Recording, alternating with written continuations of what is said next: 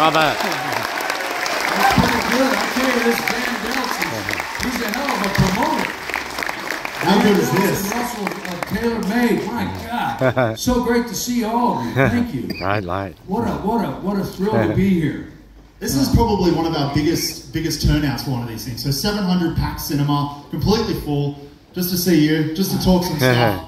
I am Get so excited. honored. I am so honored. I can't tell you how excited I am to see you. Thank you. So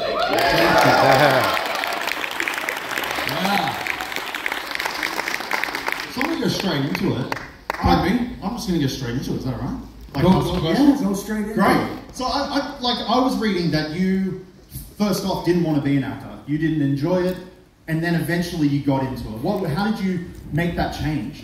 Well, that's not necessarily true. I was, as a child, I was asked to do Peter Pan in 3rd grade in Marietta, Georgia, and I didn't want to wear, like tights or anything. I was really concerned about that. My macho image already in 3rd grade, I was concerned about that. So I ended up in some green corduroy pants, I think. And, I was Peter Pan. I think they picked me because of my ears or something. I'm not sure. We don't have that show. But I had a fun time doing that, and my family my parents both were big fans of cinema, and they took me to see films. The Boy 10 Feet Tall came out in 1963. I was 5 years old, and I went and saw it. But there was something about watching this little boy up on screen, and I thought, yeah, I'd like to do that, Yeah, awesome. I think I want to do that sometime. And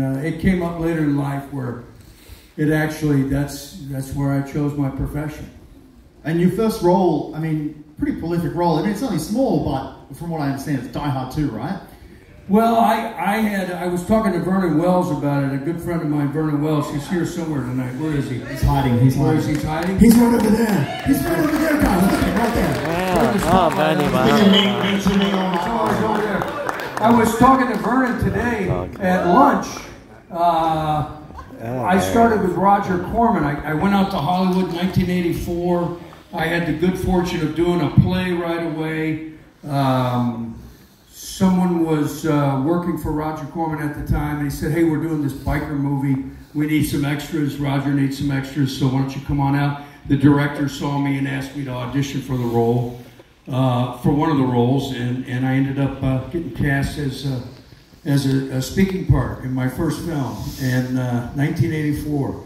So that director recommended me to another director, and the next thing you know, I had done about 6 or 7 movies for Sirio Santiago, Vernon, our friend Sirio in the Philippines. And then I finally got an agent. So Roger Corman was kind of my film school. And I got an agent, and I finally auditioned I was doing another play, and I auditioned for Die Hard 2. I got that role. And then I think I was doing a play, and I got the audition for T2.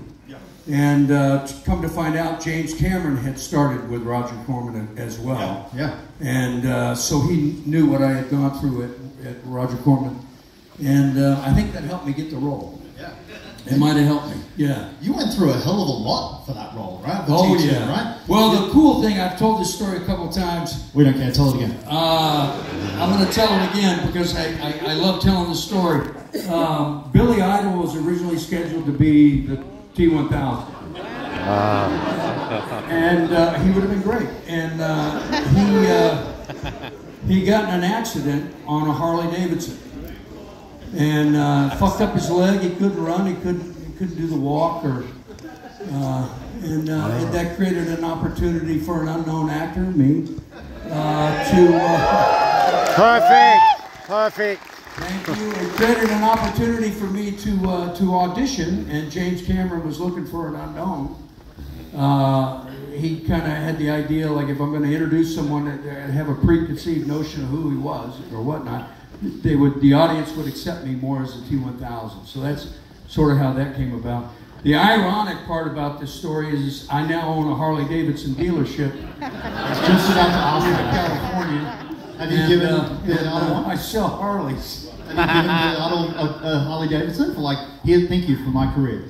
Yeah. No, I did see Arnold at a signing recently, and he said to me, "Congratulations for your Harley Davidson dealership." And I said, "Yeah, you should come on out." And he goes, "Well, I have an Indian." And I went, "What? You got an Indian?" He said, "Yeah, they gave it to me. What do I do with it?" And I said, "Well, you bring it up to my dealership, we set the damn thing on fire. We'll get Come you on, don't Harley do that. Davidson." We have a real competition with Indian. It's out there on the racetracks right now. Harley's kicking their ass, as they should. As they should. American made all the way. I like to, one of my favorite scenes from Terminator 2 is, and I used to do it as a kid with all my mates. My mates aren't here, a couple of them are, but not from Have you school.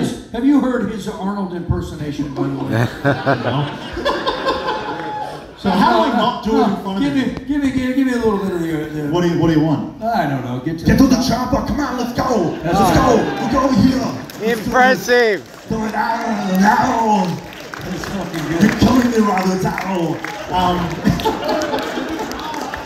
You know, I was just backstage with some friends of mine. Johnny went to a poker night at Arnold Schwarzenegger's house and did a poker night. And somehow he snuck past the security guard and got up to the second floor of Arnold's house and took his shit in his crapper.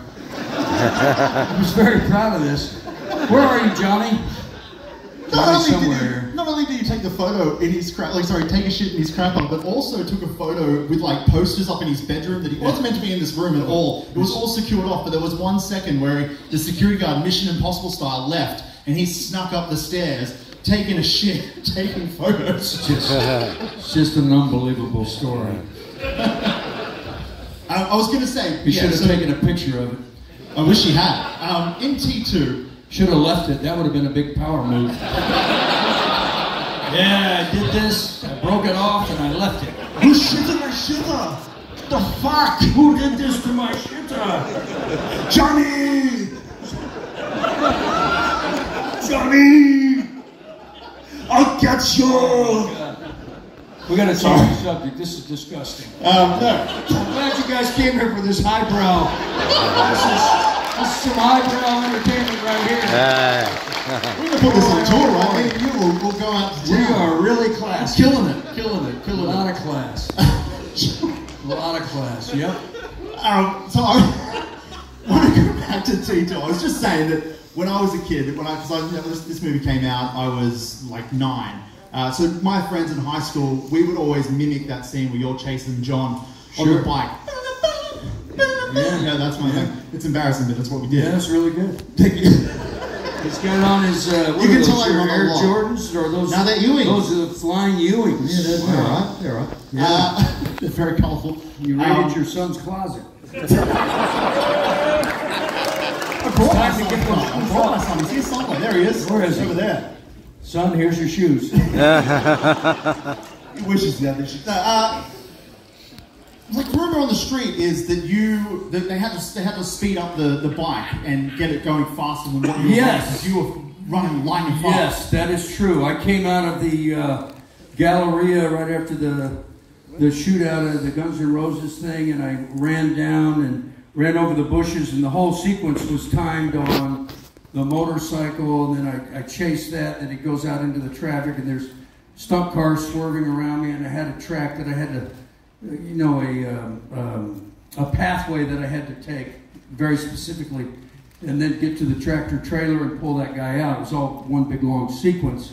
It's about a 100-yard run, sprinting, and the first take, I came flying out, and I literally caught the motorcycle. Credits. And I just sort of stopped right there and kind of went, movie's over. I got him. They said, I'm not against that story. They said, how fast can you run? I said, I have no fucking idea. Jesus. So they got with the stunt coordinator and they said, okay, we don't want to slow Robert down. We want him to be able to sprint, so we'll speed up the action. And they sped it up a couple of miles an hour and I couldn't catch him after that. It's beautiful. Yeah. It's beautiful. Yeah. And you have to train for that? Yeah, I did. I trained for 4 months prior to that movie. 3 or 4 months prior to that movie with an Israeli Special Forces commando by the name of Uzi Gal. All right, all right. And I don't know if he was named after the gun or the gun was named after him.